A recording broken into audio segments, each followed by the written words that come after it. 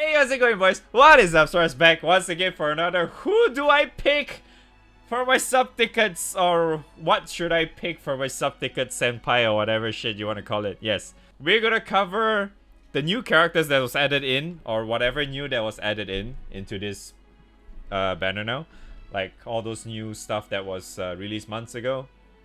So we're gonna talk about that, and we're also gonna talk about the ones that you can probably use for a specific guild war that is coming up in 20 days or so.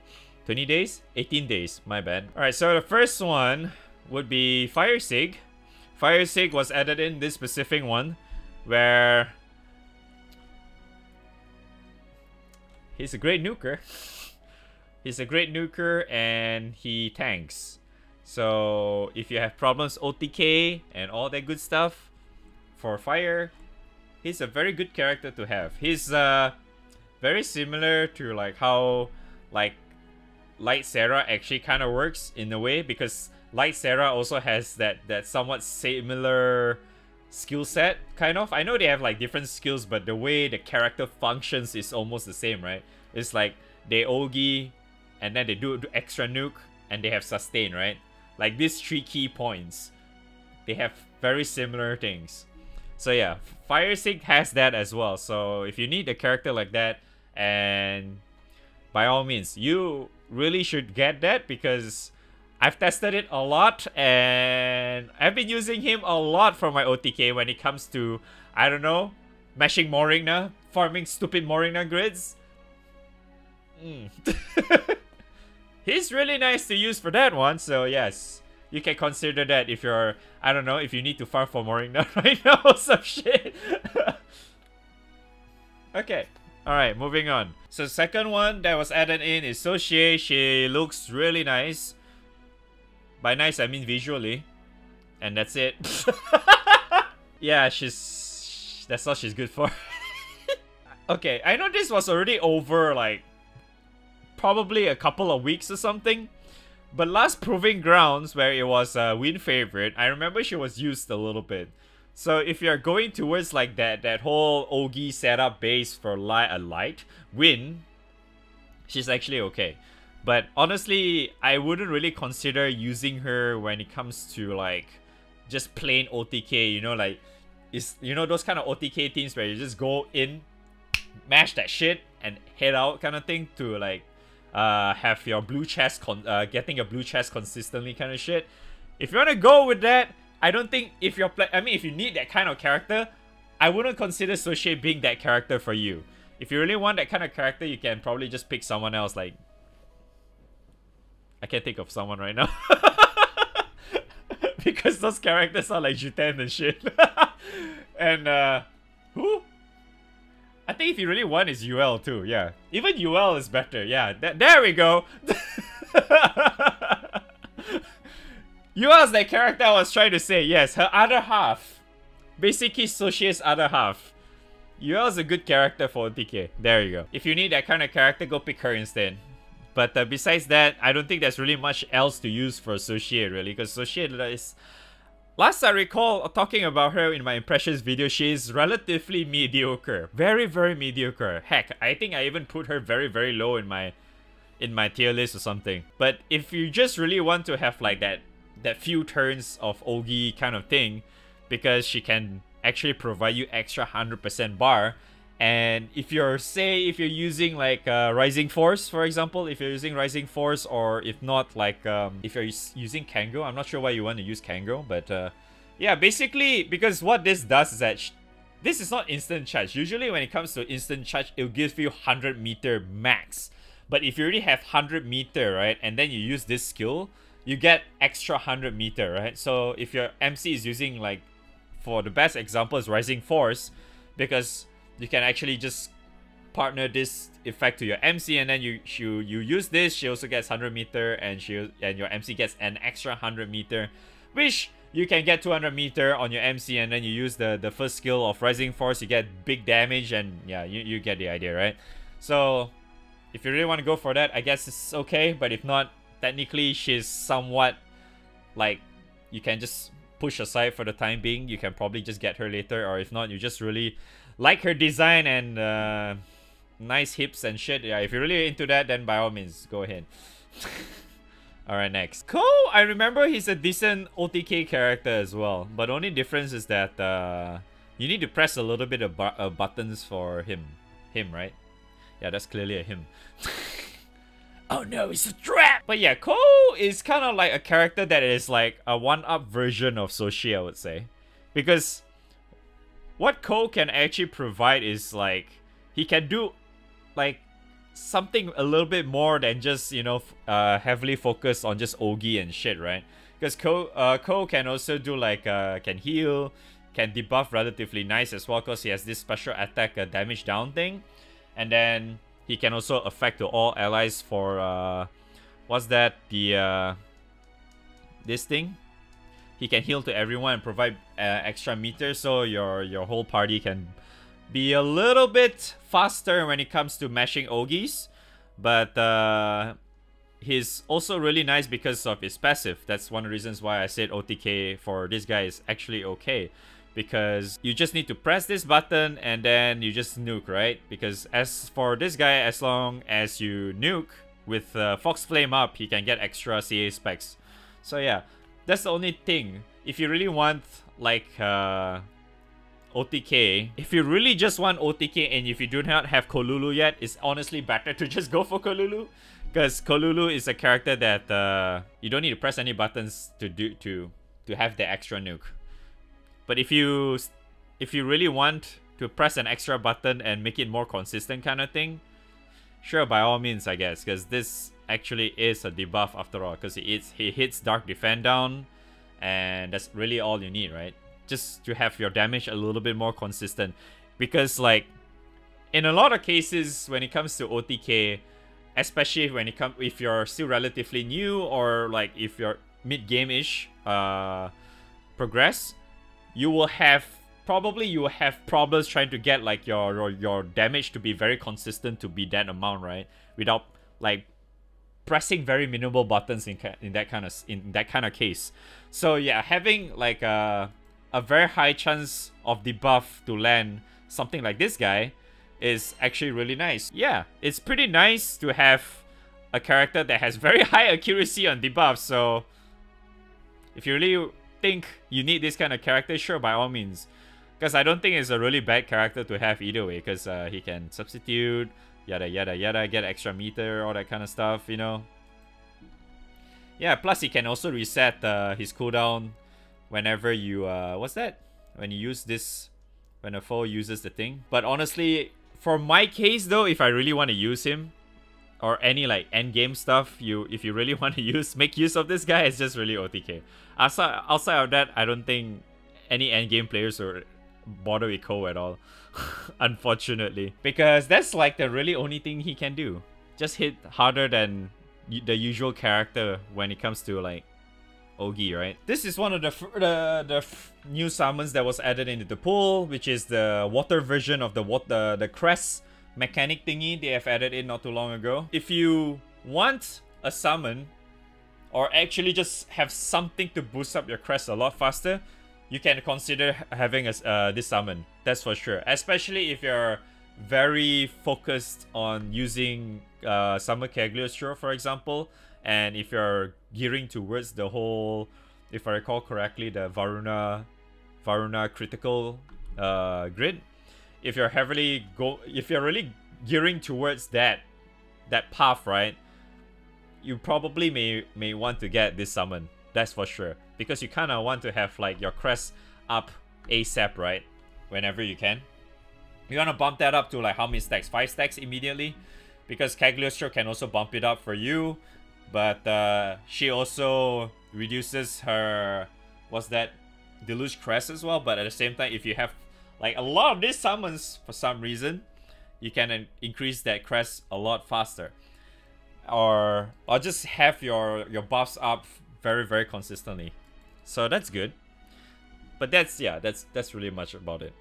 You don't really if you're not going towards that path, right, for like your grid building, like the Varuna critical grid, if you're not going towards that, it's fine. You can technically just ignore this summon altogether, but it's still good though.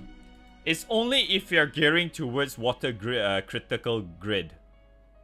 Just have that in mind. If you really want to build towards that, this summon is really good. If not, you can kind of ignore it. Because end of the day, for like Varuna Lords, whoever that's really just gearing full-blown into crits, like having Folia Bows or like, you know, what's the other character's name? Europa Spear and all that shit, right? Going into crits is actually very, very strong with the help of Cagliostro as well. But if you don't have Summer Cagliostro and you do not have any of those weapons and you still want to go for it, sure, by all means. I don't think you should prioritize on getting this summon yet, but yeah, if you want to slowly build towards like just compiling, just keep buying your sub tickets to get this summon, right, to max limit break, sure, go ahead. It's a good choice. Alright, moving on. So this is the second and the only other summon that was added into... hopefully that's the only one that was added into the current sub-ticket pool, which is the Earth Crest, which is called Dogu, whatever you want to call it. So this guy is the Earth Crest version. You'll definitely want to have this guy if you have the likes of, well, I don't know, Christmas Magisa. It's pretty brain dead, man. If you have Christmas Magisa, and if you really want to make use of her, even better, even faster, much, you know, going in super hard, smashing that thing. Dogu is good. I would really use this summon if I had Christmas Magisa, but unfortunately, I do not. So, sucks to be me, yeah! The last one I want to talk about is helping your light OTK to be a lot better segment. Because Guild Wars is coming in 18 days and pretty certain that you might want to consider picking a character to help your OTK, aka kicking EX Plus's ass a lot better, right? So, number one, the OP John, man. OG John is like, whoo! Because apparently she has more levels than the Grand version, so obviously she's a much better character. She has innate stamina and all that shit. Yep. Good stuff, man. The real fucking Grand version. That is right.